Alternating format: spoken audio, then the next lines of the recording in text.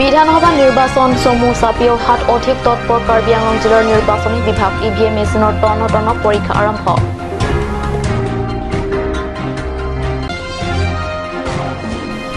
আগন্তুক বিধানসভা নিৰ্বাচনৰ বাবে প্ৰাৰ্থীৰ মনোনয়ন দাখিল হামৰেনত 1, ডিফুত 1, বোকাজানত 2 জন প্ৰাৰ্থীয়ে দাখিল কৰিছে মনোনয়ন।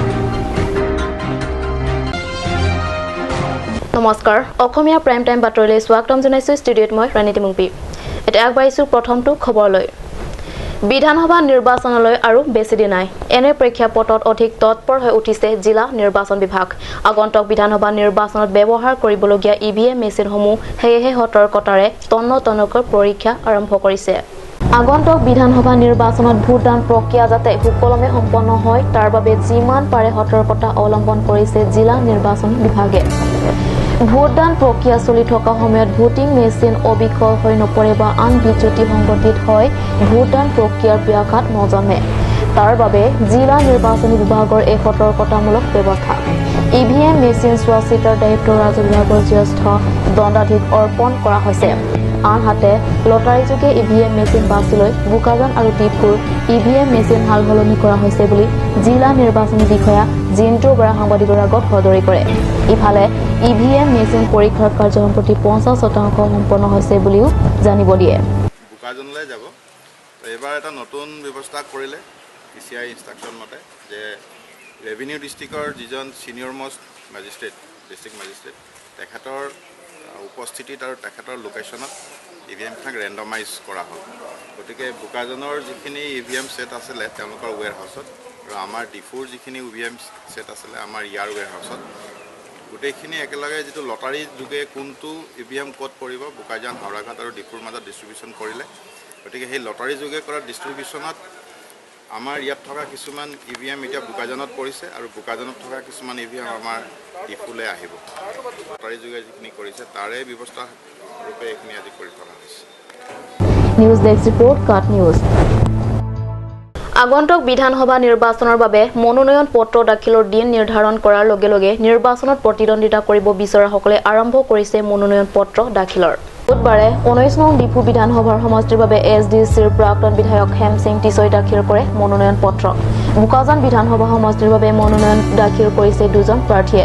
মনোনয়ন দাখিল কৰিছে বিজেপিৰ বিধায়ক ডক্টৰ নুমৰ মমিন আৰু APSRCৰ চেমছন তেৰাঙে। আনহাতে 20 নং বৈঠালাংছ সমষ্টিৰ বাবে মনোনয়ন দাখিল কৰিছে বিজেপিৰ প্ৰাৰ্থী ৰূপসিং তেৰণে। উল্লেখ্য 8 মাৰ্চৰ মনোনয়ন দাখিল কৰা 2 প্ৰাৰ্থীক লৈ এতিয়ালৈ মনোনয়ন দিয়া প্ৰাৰ্থীৰ সংখ্যা হৈছে 6 গৰাকী। নিউজ ডেস্ক ৰিপৰ্ট কাট নিউজ। বাগিজানত মঙ্গলবাৰে সন্ধিয়া প্ৰলয়ংকাৰী ধুমুহাত বিধ্বস্ত 6টাতকৈ অধিক বাসগৃহ। বোকাজান পৰিষদ সমষ্টিৰ অন্তৰ্গত বাগিজানত যোৱাকালি সন্ধিয়া প্ৰায় 6 মান বজাত সংঘটিত হয় প্ৰলয়ংকাৰী ধুমুহা। এই প্ৰলয়ংকাৰী ধুমুহাত ওৰাং আদিবাসী গাঁৱৰ খৰবেশ্বৰ তিৰ্কি, অঞ্জন খাৰখ, সুখেন লাকৰা, নিৰ্চন ইন্দুৱাৰ, নেৰচন মুণ্ডা আৰু নেৰচন খাৰখৰ বাসগৃহত বিধ্বস্ত হয়। সম্প্ৰতি ধুমুহাত বাসগৃহ বিধ্বস্ত হৈ হাহাকাৰ হোৱা এই সকল দুখীয়া লোকৰ খবৰ ল'বলৈ কোনো জনপ্ৰতিনিধি অথবা ৰাজনৈতিক নেতা উপস্থিত হোৱা পৰিলক্ষিত হোৱা নাই। আনহাতে BRC অধ্যক্ষ বিপিন ইন্দুৱাৰৰ উক্ত এলেকাত উপস্থিত হয় যদিও ভুক্তভোগী পৰিয়ালৰ খা খবৰ নোলোৱাৰ অভিযোগ তুলিছে ৰাইজে। মোৰ ঘৰটো এতিয়া চাই আছে মই নিৰ্চন ইন্দুৱাৰ কৈ আছোঁ। আগত বি কেইবাবাৰ এনেকুৱা হৈছে আৰু আমাৰ গাঁও পঞ্চায়ত যিবিলাক লিডাৰবিলাক একো ছাপোৰ্ট নকৰে আৰু ঘৰবিলাক বি দিম বুলি কৈ থাকে, লিষ্ট বি দেখাই থাকে, হ'লে বি আমিতো একো নাপায় আজিলৈকে। যিমান চৰকাৰ যিমান আহিছে আজি তক একটা বি কৰা একো বস্তু পোৱা নাই। মই কাম কৰি কৰি হাজিৰা কৰি খাই আছে, ঘৰ বি ভাঙি গৈছে। সেইটো বি এতিয়া কেনেকুৱা কৰিব, একো ছাপোৰ্ট পোৱা নাই। কোনো লিডাৰ বি আহি কেনে একো চেক কৰা নাই। আৰু আমাৰ এই VDC চেয়াৰমেন যিটো বিপিন ইন্দুৱাৰ তাৰ ঘৰ বি গৈছে, তাক বি লগ পোৱা নাই। এতিয়া মই কি কৰিব, এতিয়া চৰকাৰ পৰা কিবা সহায় কৰিলে ভাল আছে, নহ'লেতো মই এতিয়া ঘৰটো বনাবৰ কাৰণে একো উপায় পোৱা নাই। আৰু লিডাৰবিলাক চেক কৰিব অহা নাই, এইটোৱে মই মোৰ ফালৰ পৰা কৈ আছোঁ। ৰাইজে আজি এই ধুমুহা বতাহত ঘৰ কিছুমানে ভাঙি গৈছে। মই নিজে ৰাতিপুৱা চকুৰে চাই আৰু ৰাইজক অনুমান কৰিছোঁ। ৰাইজক মই সহায়ো দিব নোৱাৰিছে, তথাপিও মুখৰ পৰা মই সহায় দিছোঁ আৰু কাৰ্ড চেনেলক মই মাতিলোঁ নিজে ভবিয়া। আজি মই MLA ওচৰতো যোৱা নাই যে ৰাইজে ক'লে যে ৰিপৰ্টাৰ চেনেলক মাতি আজি ৰিপৰ্টক দিবলৈ ক'লে আৰু মই নিজৰ ৰাইজৰ দুখী আৰু সেই ৰাইজক আৰু ৰাইজে ইয়াত বহুত বাগজানত আছে ঘৰকেইটাও ভাঙি গৈছে চবৰ ফালৰ পৰা মই অনুৰোধ কৰিছোঁ যে এই গাঁওটো ৰক্ষা কৰক আৰু আমাৰ আদিবাসী ভাইবিলাকো আশা অফিচতো জনোৱা নাই তথাপি মই সেই ৰাইজক জনাই দিছোঁ অফিচতো যে চাওক আজি আমাৰ এই ওৰাং গাঁওটো অৱস্থা কি হৈ গৈছে মই সেইটো অনুৰোধ কৰিছোঁ আমাৰ আদিবাসী ভাইবিলাকো আৰু গোটেই অসমবাসীক মই হাত জোৰ বোকাজানৰ পৰা বিষ্ণু লেখি ৰিপৰ্ট কাট নিউজ এতিয়া সময় হৈছে চুমু বাণিজ্যিক বিৰতি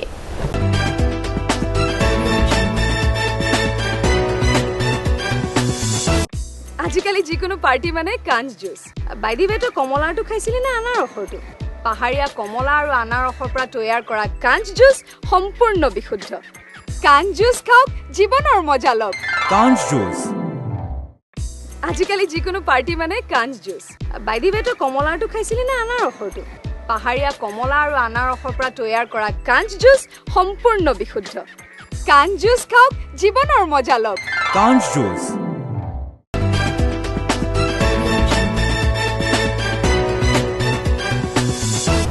বিৰতিৰ পাছত পুনৰ বাতৰি মজিয়াত আসন্ন বিধানসভা নিৰ্বাচনৰ বাবে আৰক্ষীৰ কটকটীয়া নিৰাপত্তাৰ বেষ্টনীৰ মাজতো আৰক্ষীৰ চকুত ধূলি দি একাংশ দুষ্ট চক্ৰই অবদ্ধ কাৰ্য সংঘটিত কৰি আছে মঙ্গলবাৰে দুপৰীয়া লাহৰিজানৰ আৰক্ষীয়ে নাকা চেকিঙত AS01 AC 5996 নম্বৰ যুক্ত বাহনৰ পৰা উদ্ধাৰ কৰে বৃহৎ পৰিমাণৰ নিচাযুক্ত সামগ্ৰী চাবোনৰ বাকচ এতিয়া হৈ পৰিছে নিচাযুক্ত দ্ৰব্য কঢ়িওৱা সৰু সৰু বাকচ সাধাৰণ লোকৰ দৃষ্টিত ধৰা নপৰা এনে কাৰ্যৰে নিচাযুক্ত সৰবৰাহকাৰী অব্যাহত ৰাখিছে অবৈধ ব্যৱসায় এনে ব্যৱস্থাৰে প্ৰায় 179 গ্ৰাম ওজনৰ নিচাযুক্ত হেৰোইন কঢ়িয়াই আনিছিল 18টাকৈ চাবোনৰ বাকচনত নিচাযুক্ত সামগ্ৰী কঢ়িয়াই অনা বাহনখনৰ পৰা নাকা চেকিঙত নিয়মীয়া তালাচীত লাহৰিজান আৰক্ষীয়ে উদ্ধাৰ কৰে নিচাযুক্ত সামগ্ৰীখিনি এনে অবৈধ কাৰ্যত সামগ্ৰী হিত হাতে লুটে ধৰি লাহৰিজান আৰক্ষী আটক কৰে মিল্টন চক্ৰৱৰ্তীৰ 31 মিল্টন কামৰূপ জিলাৰ গুৱাহাটী বেলতলা নিবাসী মানিক চক্ৰৱৰ্তীৰ পুত্ৰ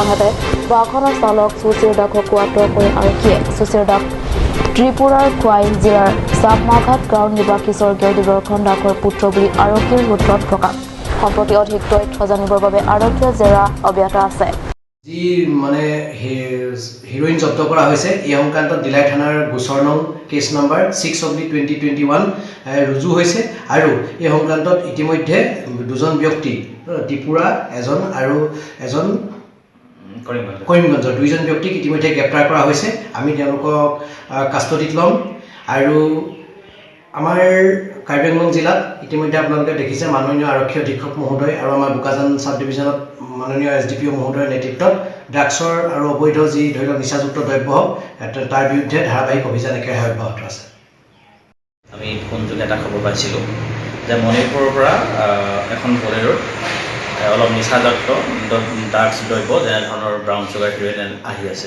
এনেকৈ খবৰ পাই মই লাহৰিজান PPA সন্মুখতেই এটা নাকা মোৰ ষ্টাফৰ সৈতে এটা নাকা ছেট কৰিছিলোঁ আৰু ঠিক প্ৰায় 10:30মান বজাত এখন গ্ৰীণ কালাৰৰ এখন বলেৰো আহিল ডিমাপুৰ ফালৰ পৰা আমি গাড়ীখন ছিগনেল দিলোঁ ৰখাৰ পাছত গাড়ীখন সম্পূৰ্ণৰূপে তালাচী কৰিলোঁ তালাচী কৰাৰ পাছত গাড়ীখনৰ যিটো এটা গাড়ীখনৰ ভিতৰত থকা এটা উডেন মিউজিক বক্সৰ ভিতৰত আমি 18টা চাবোনৰ কেছ পালোঁ আৰু 18টা চাবোনৰ কেছ আমি জোখিলোঁ গ্ৰাম হিচাপে 179 গ্ৰাম হৈছে আৰু এইটো স্পট টেষ্ট কৰোঁতে এইটো আমি ব্ৰাউন চুগাৰ পজিটিভ ৰিজাল্ট আহিছে আৰু এইখিনি 179 গ্ৰামৰ প্ৰায় মাৰ্কেট ভেলুৰ 40-45 লাখ অৰণলেখৰ ৰিপৰ্ট কাট নিউজ আজি অসমীয়া প্ৰাইম টাইম বাতৰিটো ইমানতে সামৰিছোঁ ধন্যবাদ